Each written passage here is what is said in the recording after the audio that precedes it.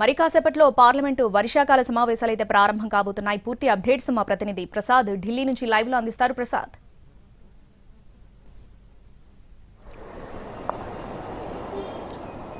కొద్ది నిమిషాల క్రితమే ప్రధానమంత్రి ఈ వర్షాకాల సమావేశాల నేపథ్యంలో దేశ ప్రజలను ఉద్దేశించి మాట్లాడడం జరిగింది.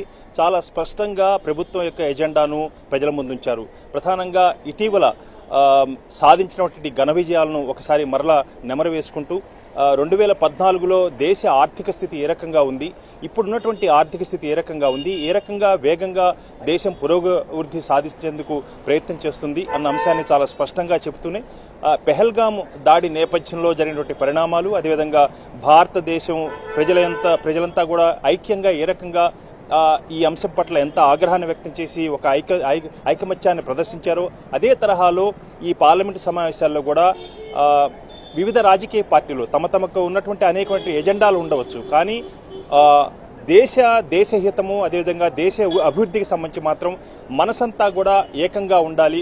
అందరి యొక్క మనసులు కూడా ఏకంగా ఉంటేనే దేశం ఆర్థికాభివృద్ధి సాధించేందుకు అదేవిధంగా సమగ్రాభివృద్ధి సాధించేందుకు అవకాశం ఉందన్న అంశాన్ని ప్రధాని తన మాటల్లోనే చాలా స్పష్టంగా చెప్పడం జరిగింది. ప్రధానంగా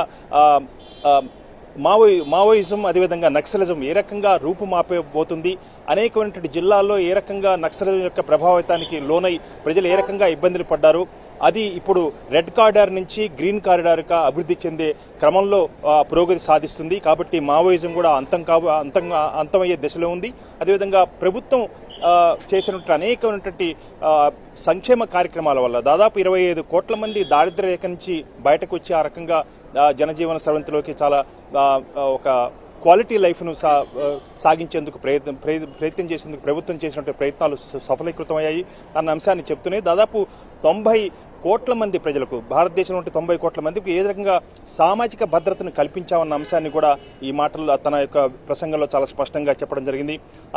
ముఖ్యంగా ఆపరేషన్ సింధూరు నేపథ్యంలో పాకిస్తాన్పై భారతదేశం దాడిని ప్రపంచంలో ఉన్నటువంటి దేశాలందరికీ కూడా తెలియజేసే విధంగా అనేక రాష్ట్రాల నుంచి ప్రజాప్రతినిధులను కూడా ఈ బృందాల్లో చేర్చి ఆ మేరకు ఆయా దేశాలకు పంపించడం జరిగింది. వారంతా కూడా తమ యొక్క సంఘీభావాన్ని వ్యక్తం చేశారు.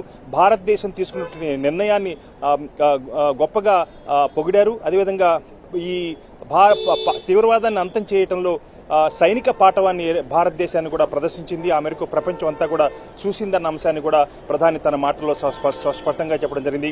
ముఖ్యంగా ఇవన్నీ చెబుతూనే అభివృద్ధి సాధించేందుకు అందరం కూడా ఐక్యంగా ఉండాలి, తమకున్నటువంటి ఎజెండాలను పర్సూ చేస్తూనే పార్లమెంటు ప్రపంచం యావత్తు కూడా అన్ని రాష్ట్రాలు ప్రజా సమస్యలను ప్రతిబింబించే రీతిలో చర్చలు జరిగేందుకు అవకాశం ఉంటే ఈ పార్లమెంటు సమావేశాల్లో ప్రపంచం అంతా కూడా చూస్తుంది. కాబట్టి అందరూ కూడా చాలా ఉత్తమంగా ఈ పార్లమెంటు సమావేశాలు జరిగేందుకు గాను అందరూ కూడా సహకరించాలి. ప్రతి చర్చకు కూడా తాము సిద్ధంగా ఉన్నాము, ప్రతి అంశాన్ని కూడా చర్చించేందుకు అవకాశం ఉంది. దీన్ని దృష్టిలో పెట్టుకుని రాజకీయ పక్షాలంతా కూడా పెద్ద ఎత్తున ఈ సమావేశంలో పాల్గొని ప్రజా సమస్యలను ప్రతిబింబించి ఆ మేరకు చర్చ జరిగేందుకు సహకరిస్తారన్న అంశాన్ని ప్రధాని తన మాటల్లో చాలా స్పష్టంగా చెప్పడం జరిగింది. సాధించిన విజయాలు ప్రపంచంలో గతంలో 2014 ముందు 10వ ఆర్థిక శక్తిగా ఉన్నటువంటి భారతదేశం ఇటీవల ప్రపంచంలో 3వ ఆర్థిక శక్తిగా తమ యొక్క స్థానాన్ని పదిలం చేసేందుకు భారతదేశం చాలా వేగంగా పరిగెడుతుంది. ఈ క్రమంలో అందరూ కూడా సమిష్టిగా పనిచేస్తేనే ఇది అభివృద్ధి సాధించేందుకు ఈ స్థానాన్ని నిలబెట్టుకునేందుకు అవకాశం ఉంది. దీన్ని గమనించి రాజకీయ పక్షాలను కూడా సహకరించాలని చెప్పి తన ప్రసంగంలో చాలా స్పష్టంగా చెప్పడం జరిగింది. మరికొద్ది సేపట్లోనే సరిగ్గా 11 గంటలకు పార్లమెంట్ సమావేశాలు కాబోతున్నాయి. పార్లమెంట్ ప్రతిపక్షాల కూటమి, ఇండియా కూటమి, అదేవిధంగా ఎన్డీఏ కూటమి కూడా సమాయత్తమవుతున్నాయి. ఏ రకంగా ప్రతిపక్షాలు చేసే దాడికి కానీ ప్రశ్నలకు కానీ ఏ రకంగా సమాధానం చెప్పాలని చెప్పి కూడా అధికార ఎన్డీఏ కూటమి కూడా సంసిద్ధతను వ్యక్తం చేసింది. ప్రతి అంశాన్ని కూడా చర్చించేందుకు తాము సిద్ధంగా ఉన్నామని చెబుతూనే ఆ మేరకు ప్రతిపక్షాల యొక్క ప్రశ్నలను కానీ వాళ్ళు ప్రస్తావించే అంశాలను గాను పూర్తి స్థాయిలో తామంతా కూడా చర్చకు సిద్ధమని చెప్పి కూడా అధికార ఎన్డీఏ కూటమి చెబుతుంది. ముఖ్యంగా ఇండియా కూటమి కాంగ్రెస్ పార్టీతో సహా అన్ని ప్రతిపక్షాలన్నీ కూడా పూర్తి స్థాయిలో ఆపరేషన్ సింధూరు, పెహల్గాం దాడి, ఆపరేషన్ సింధూరు, ఆ తర్వాత ఆపరేషన్ సింధూరు తదనంతర పరిణామాలపై పూర్తి స్థాయిలో పార్లమెంటు ఉభయ సభల్లో కూడా చర్చ జరగాలి. దీనికి ప్రధానమంత్రి మాత్రమే సమాధానం చెప్పాలన్న అంశాన్ని చాలా గట్టిగా పట్టుబడుతుంది. ప్రధానమంత్రి సమాధానం చెప్పరు అన్న అంశాన్ని కూడా ఎన్డీఏ కూటమి చెబుతుంది. ఆ మేరకు ఏం జరుగుతుందన్నది తెలిసే అవకాశం ఉంది. ఈ సమావేశాలు, ఈ వర్షాకాల సమావేశాలు దాదాపు 21 రోజుల పాటు జరుగుతాయి. ఒక వారం రోజులు ఆగస్టు 12 నుంచి 18 వరకు కూడా ఈ సమావేశాలు జరగవు. ఎందుకంటే స్వాతంత్ర దినోత్సవాలు ఉన్నాయి కాబట్టి ఇతరత్ర అనేక సెలవుల కారణంగా వారం రోజుల పాటు సమావేశాలు జరగవు. కేవలం 21 రోజులు మాత్రమే ఈ వర్షాకాల సమావేశాలు జరుగుతాయి. ఏ రకంగా ఈ సమావేశాలు జరగబోతున్నాయి, ప్రతిపక్షాలు చేసే ప్రశ్నలకు ప్రభుత్వ అధికార పక్షం ఏ రకంగా సమాధానం చెబుతుంది, చాలా వేడిగా ఈ సమావేశం జరిగే అవకాశం ఉంది. ఏమాత్రం కూడా ఇటీవల అమెరికా అధ్యక్షుడు డొనాల్డ్ ట్రంప్ చేసిన వ్యాఖ్యలు కూడా చాలా వివాదాస్పదమయ్యాయి.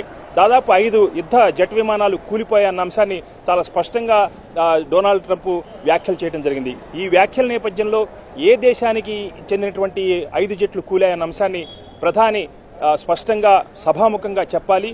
దేశ ప్రజలు ఈ సమాచారాన్ని తెలుసుకునే హక్కు ఉందన్న అంశాన్ని లోక్సభలో ప్రతిపక్ష నేతగా ఉన్నటువంటి రాహుల్ గాంధీ చాలా స్పష్టంగా కూడా చెప్పడం జరిగింది. కాబట్టి అనేక అంశాలు ఈ పార్లమెంటు వర్షాకాల సమావేశంలో రాబోతున్నాయి. అధికార కూటమి ఏ రకంగా సమాధానం చెప్పబోతుంది, బీజేపీ నేతృత్వంలో ఉన్నటువంటి ఎన్డీఏ ప్రభుత్వం ఇచ్చే సమాధానం ఏ రకంగా ఉండబోతున్నది దేశ ప్రజలంతా కూడా ఈ వర్షాకాల సమావేశంలో చూడబోతున్నారు. Right Prasad, thanks for the updates.